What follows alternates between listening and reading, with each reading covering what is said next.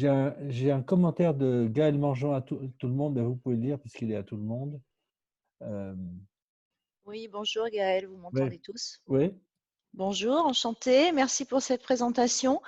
Moi, je réagissais effectivement au point sur le fait que se réinventer et innover, c'est maintenant aussi fortement nécessaire pour les entreprises qui existent déjà depuis un certain temps, quelle que soit leur taille, en particulier pour les grandes, où il me semble que le contexte actuel de la crise a accentué ce besoin de se réinventer, mais bien en avant qu'il va falloir repenser un certain nombre de choses sur notre monde au sens large pour demain et pour l'après-crise sanitaire, parce qu'on a probablement d'autres crises à venir sur d'autres sujets, et qu'on va devoir dans les grandes entreprises repenser un petit peu le sens de ce qu'on fait, revoir certains process, se focaliser sur là où on a un vrai enjeu business et une valeur à aller chercher, ce qui va se traduire par probablement des besoins de revoir le positionnement et les axes de travail sur un certain nombre de sujets, et en particulier sur toute la partie accompagnement sur l'exploitation de la donnée, les applications digitales.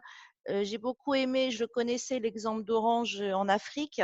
Il va falloir aller se concentrer un petit peu sur l'essentiel pour aller, de mon point de vue, rendre le service de base et aller à l'essentiel en intégrant qu'on est dans un monde mouvant, qu'on va avoir des impacts financiers, on a des impacts environnementaux à intégrer et que de plus en plus de gens sont déjà sensibles et je pense que ça va croître sur la partie RSE. On peut être tout à fait d'accord sur les attentes.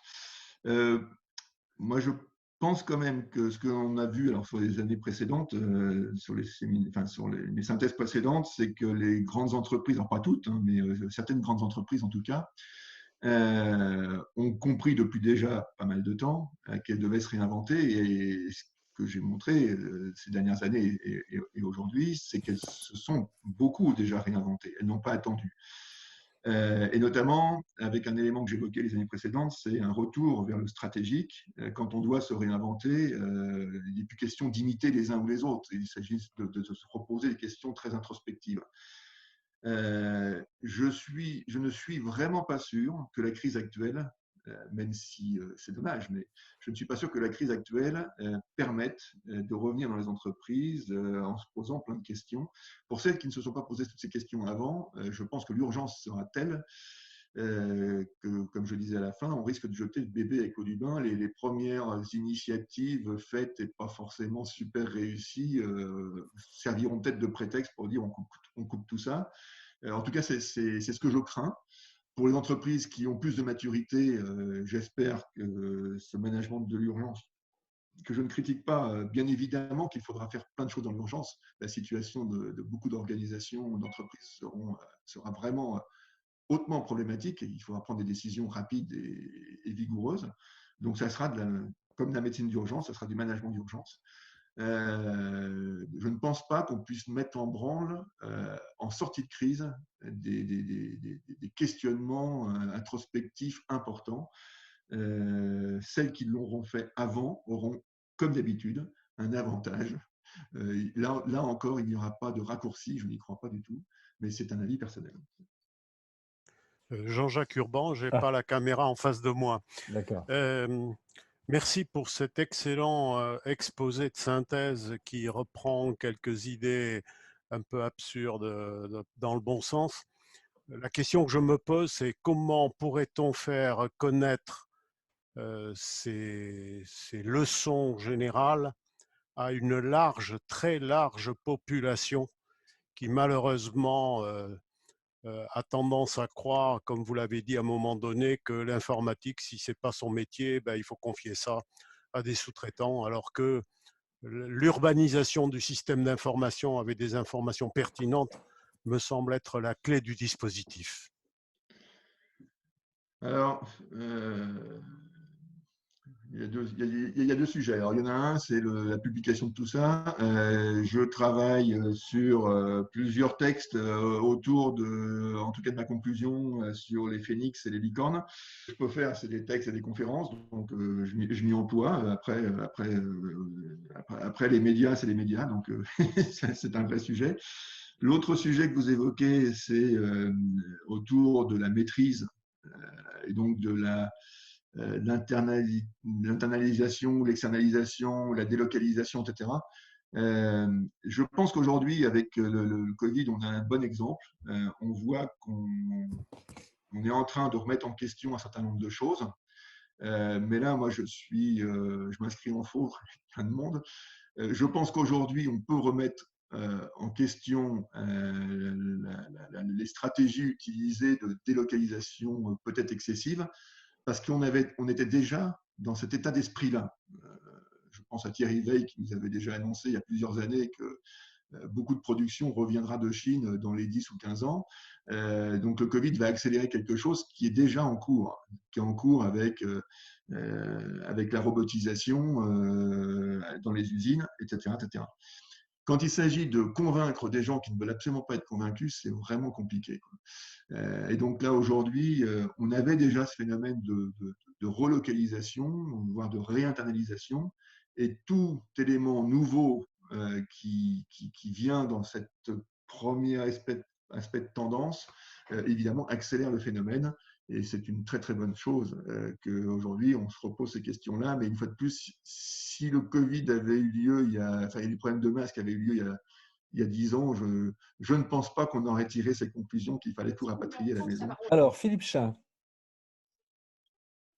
Bonjour, merci beaucoup Christophe pour cet exposé que moi aussi j'ai trouvé passionnant et hyper synthétique et hyper profond, et puis avec une conclusion qui fait beaucoup réfléchir sur les phénix et les licornes, donc ça m'a beaucoup stimulé.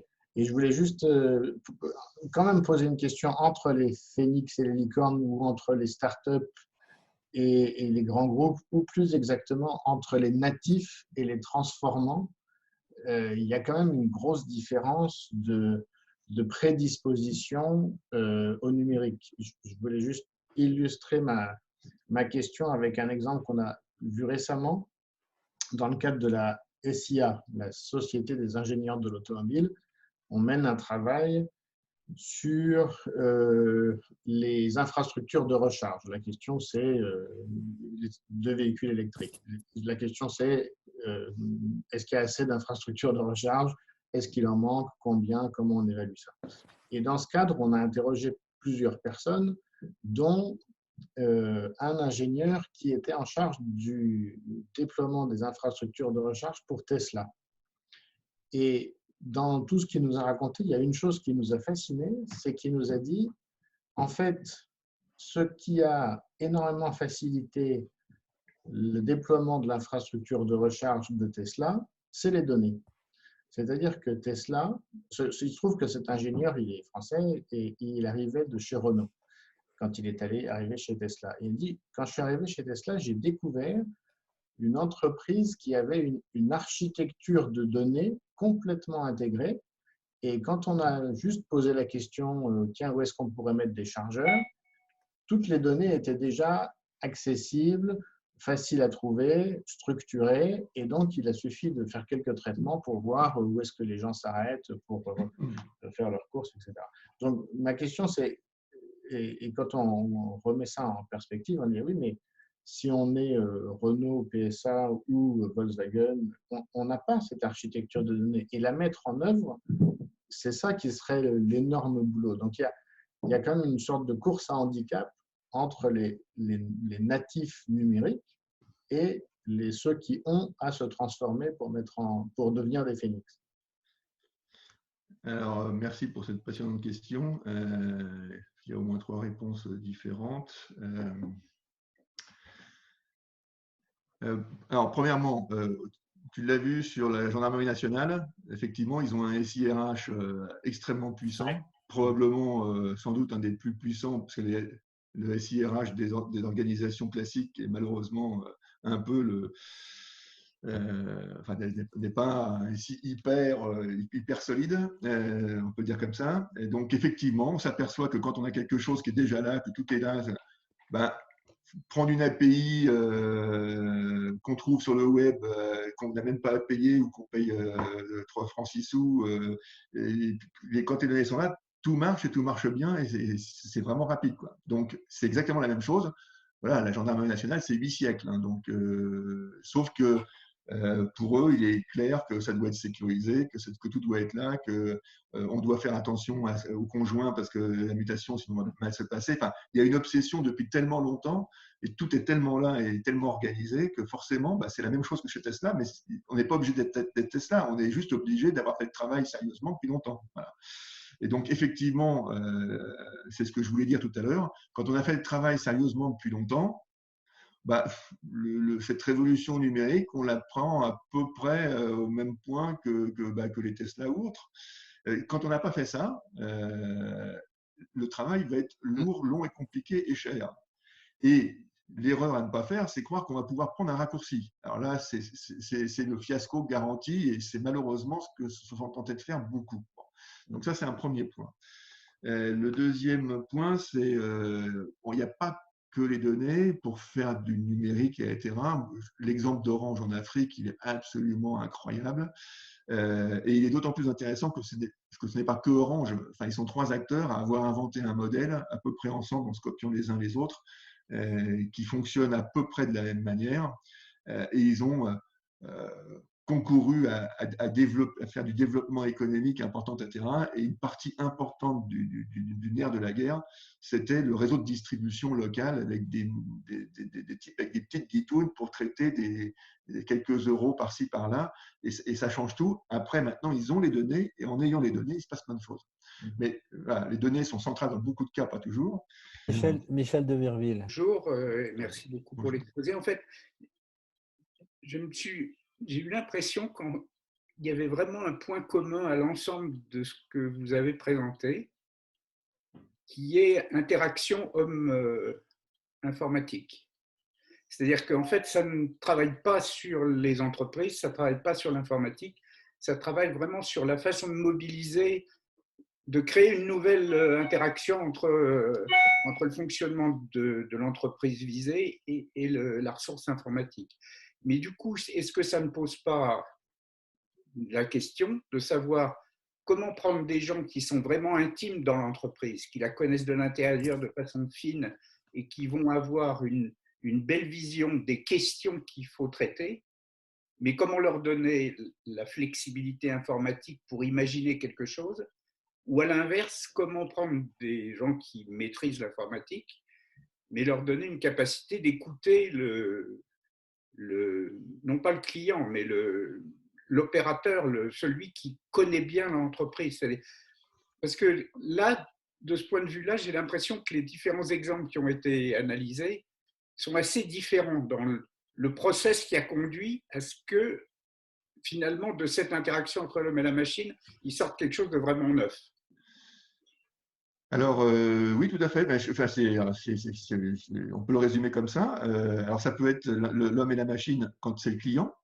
Ça peut être l'homme et la machine quand c'est à l'intérieur de l'organisation. Oui. Si je reviens sur l'intérieur de l'organisation, en fait, on revient sur une question qui est une question sempiternelle et qui est mal traitée.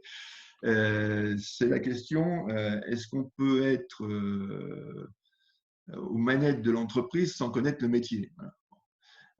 Parce que fondamentalement, la question, moi, je la résumerai à ça. Parce que si vous n'avez pas le soutien, si les instances importantes de l'entreprise ne connaissent pas le métier, des gens qui connaissent le métier auront toujours un mal fou à se faire comprendre. Et donc, le problème de la connaissance du métier par l'informatique, puisque c'est ça l'enjeu, c'est est-ce que les données, et donc c'est là où c'est un peu différent par rapport à avant, c'est que finalement, c'est les données aujourd'hui qui nous donnent ces informations. Et c'est là où je partais sur mon école de guerre. Je pense qu'on est moins dans une opposition entre des gens qui sont des spécialistes de l'informatique et ceux qui ne sont pas des spécialistes de l'informatique. Il faut qu'ils travaillent ensemble. Je pense qu'aujourd'hui, il y a vraiment à se mettre autour des données et qu'on vienne de l'informatique ou qu'on ne vienne pas de l'informatique, mais surtout autour des données. Et les données, on n'a pas besoin d'être un spécialiste de l'informatique. Les données, il faut surtout être un spécialiste du business, de la compréhension de ce qu'on fait. L'exemple qui nous avait été donné, enfin, un des exemples qui est vraiment important, mais vous l'avez aussi sur Gare et Connexion, mais quand Airbus nous dit, quand on a l'information de à quelle heure les roues de l'avion a posé, l'avion s'est posé sur le tarmac et à quelle heure il est arrivé vraiment au quai de débarquement.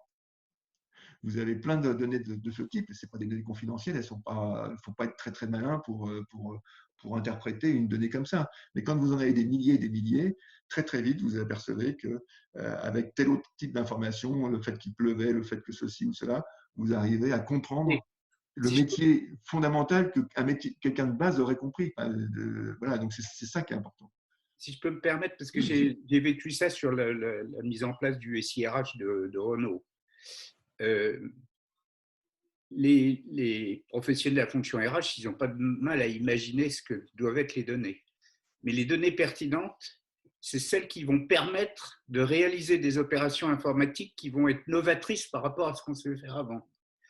Et là, il faut avoir les deux ingrédients dans la même tête.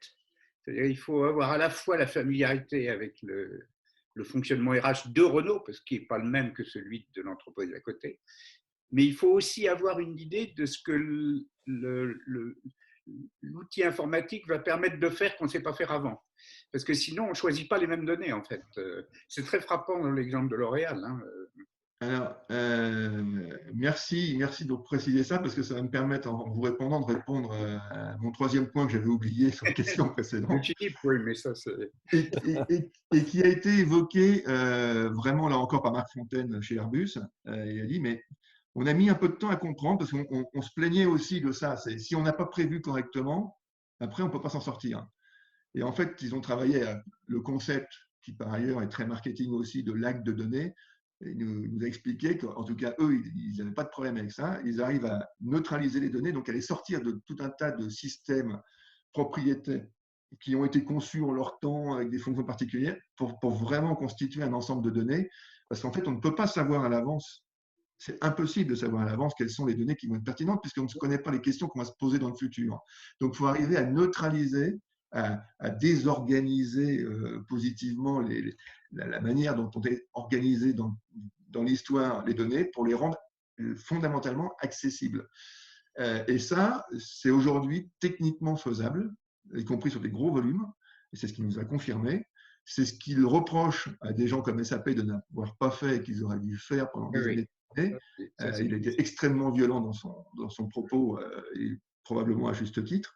Parce qu'une fois qu'on a ces données dans quelque chose qui est neutre au sens de plateforme, c'est-à-dire on n'a pas de prérequis organisationnels pour taper dedans, et bien on va taper dedans avec des nouvelles questions. Mais s'il faut avoir à l'avance toutes les questions qu'on va se poser demain pour pouvoir construire le bon système qu'on va mettre des années avant de construire, en fait, cette manière-là ne fonctionne pas. C'est ce qu'on a cru. On a essayé de faire comme ça pendant très longtemps et on avait des problèmes quasiment insolubles.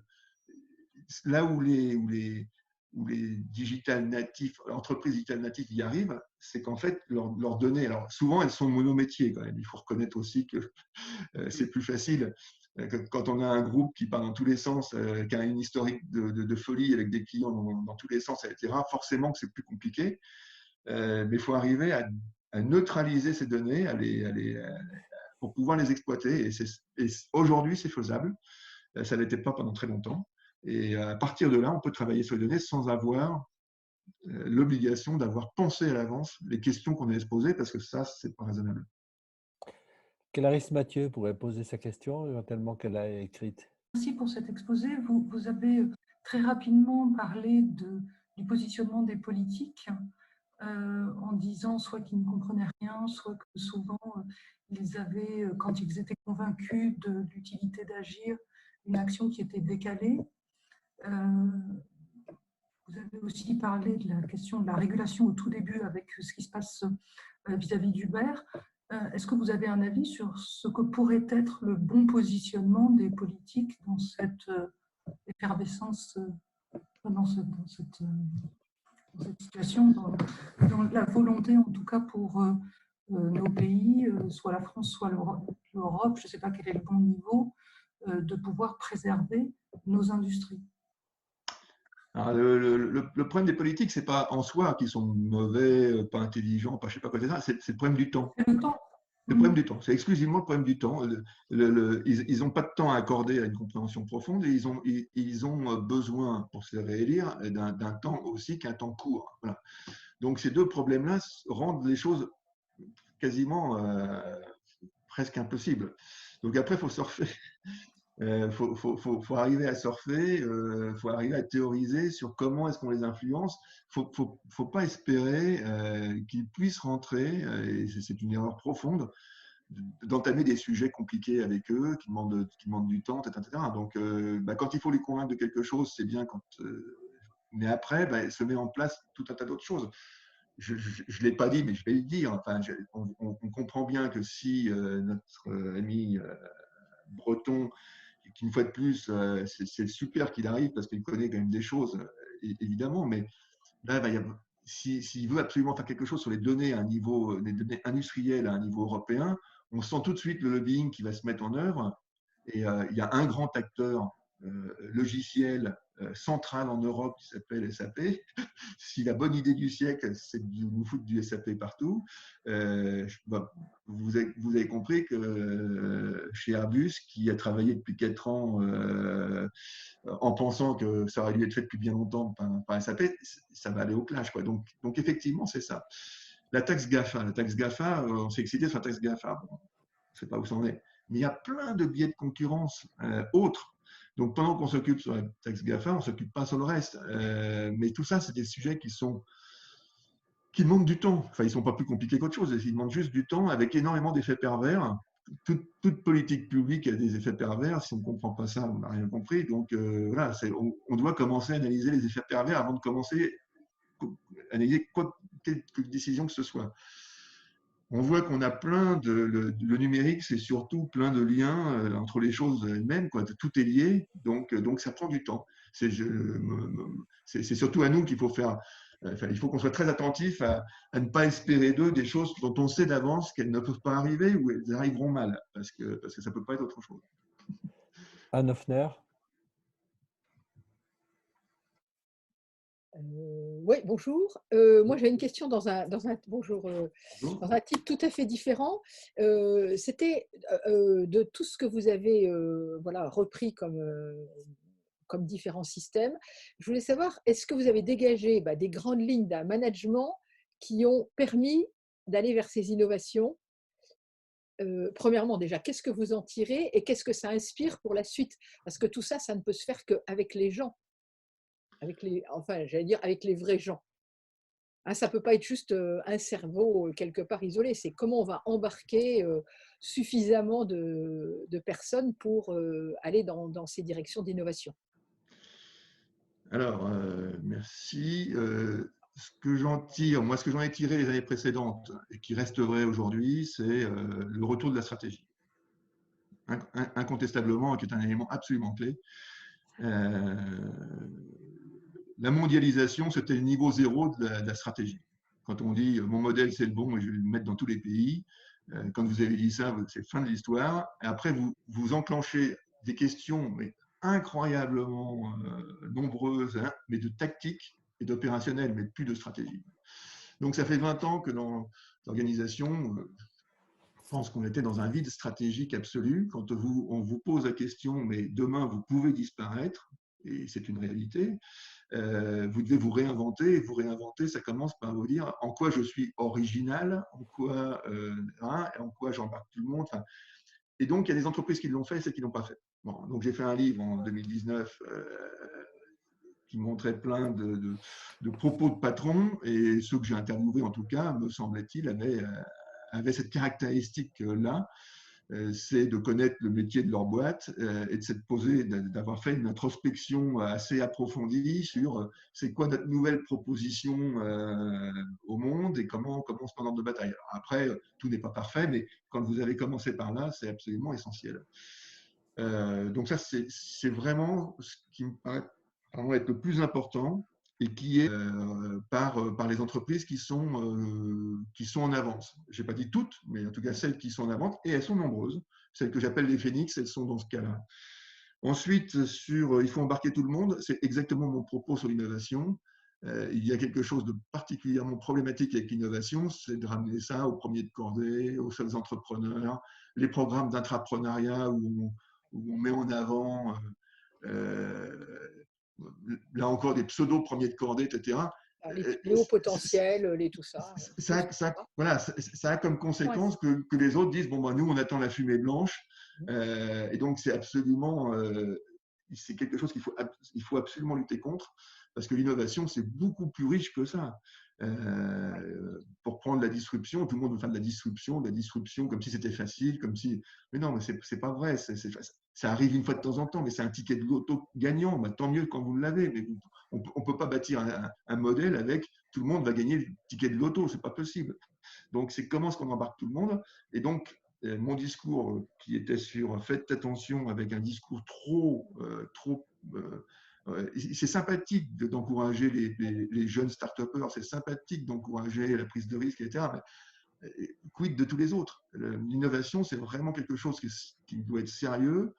La France a un rapport à l'innovation historique qui fait qu'on pourrait avoir ça de manière beaucoup plus largement répartie.